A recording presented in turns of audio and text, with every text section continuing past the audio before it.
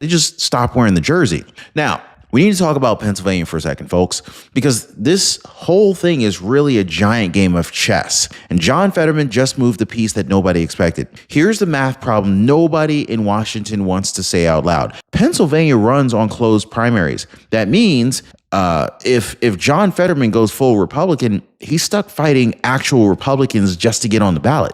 That's a total nightmare. But if he stays independent-ish and keeps flirting with both sides, he keeps every option open to him. Democrats can't fully abandon him. Republicans can't fully claim him. He's basically like the ex that nobody can stop thinking about. And Dave McCormick benefits from that too. A Republican senator holding hands with a popular, not quite Democrat really makes Dave McCormick look like the reasonable adult in the room, which in this political climate, this is basically a superpower. Every vote in Pennsylvania matters. Every alliance matters. This state doesn't just swing. It decides who gets to run the country. So here's the part that's actually bigger than John Fetterman himself, okay? Pay attention, guys. This part's really important. Americans are exhausted. They're exhausted with Democrats. They're exhausted with Republicans. They're exhausted with the whole red versus blue food fight that never actually feeds anybody.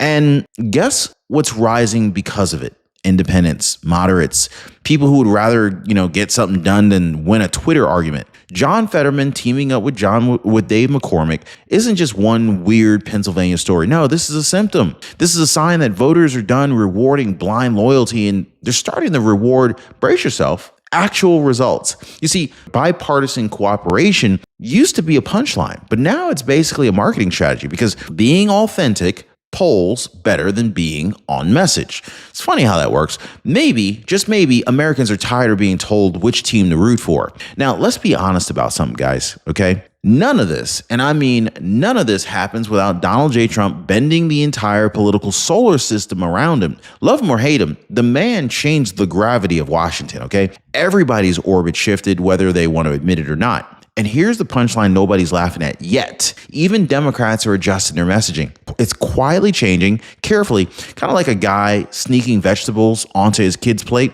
Fetterman, he's talking tough on his own party, right? Sounding patriotic, leaning into America First themes without actually saying America First. Yeah, this is not coincidence. This is political gravity, folks. Either you adjust your orbit or you get flung into space with the rest of the has-beens. Politicians, they don't change because they suddenly found religion. They change because the incentives changed. Now, President Trump, he didn't just win an election. He rearranged the furniture and everybody's still finding new places to sit. So here's the question everybody in the comment section is fighting about, okay? They're fighting loudly in all caps. Is John Fetterman genuinely changing, or is this just really, really good political survival instinct? Now, on one hand, the stroke, the recovery, the very public transformation, people root for a comeback. They root for the underdog. It's practically the American culture, the American scripture at this point, guys. But on the other hand, Pennsylvania is a swing state. Re-election's coming, and nothing sharpens politicians' convictions quite like the fear of losing their jobs. Redemption arc or resume update? Maybe it's both. Maybe conviction and self-preservation aren't even enemies at this point. Maybe they just finally started agreeing on the same page for once. Either way, guys, John Fetterman's betting this whole political future on Americans believing that the change is real. And Washington, as usual, they're going to tell on itself eventually. Just stand by. Anyway, all right, guys, let's go ahead and play this out, right? Because every path here kind of reshapes Washington in a different way. So you got path one, right? So let's just pretend John Fetterman stays Democrat. He keeps on roasting his own party from the inside like the world's most annoying dinner guest who just won't stop.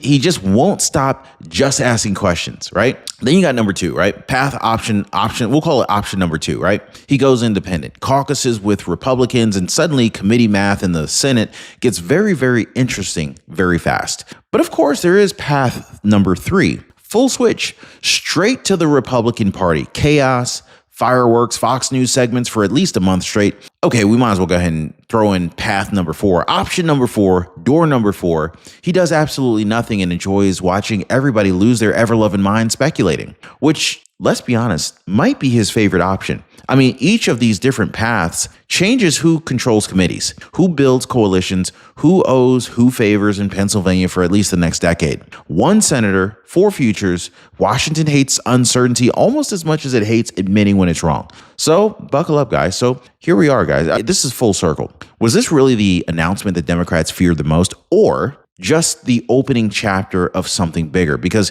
here's the truth nobody wants to admit. Talk is cheap, and Washington has an entire gift shop full of it. I mean, the real test is not a soundbite. It's the next vote. It's the next bill. The next time John Fetterman has to choose between sounding reasonable and actually being it, McCormick is watching, Bernie Sanders is watching, Trump is watching. Heck, even J.J. Abbott's probably got a strongly worded statement drafted and ready to go. Actions reveal what speeches conveniently hide. So drop it in the comments down below. Is this genuine change, or is this just genius repositioning? I want to hear from you guys, because Washington always tells on itself eventually. Now, guys, this is where we are. John Fetterman cracked his own party wide open, teamed up with a Republican, and then left the entire political map guessing what comes next. Nobody saw this coming. Nobody except us. CNN missed it. The establishment tried to bury it under a mountain of no comment, and you found it right here on the Ron Yates channel. Now, think of that one friend who swears nothing in Washington surprises them anymore. Send them this video. Not to prove them wrong, just to watch their face when they realize that they were. Now, if today delivered what I promised, and I think I did, do me one favor on the way out. Hit the like button. Totally free. Helps more people find the video. And I'll see you on the next one. Y'all be safe.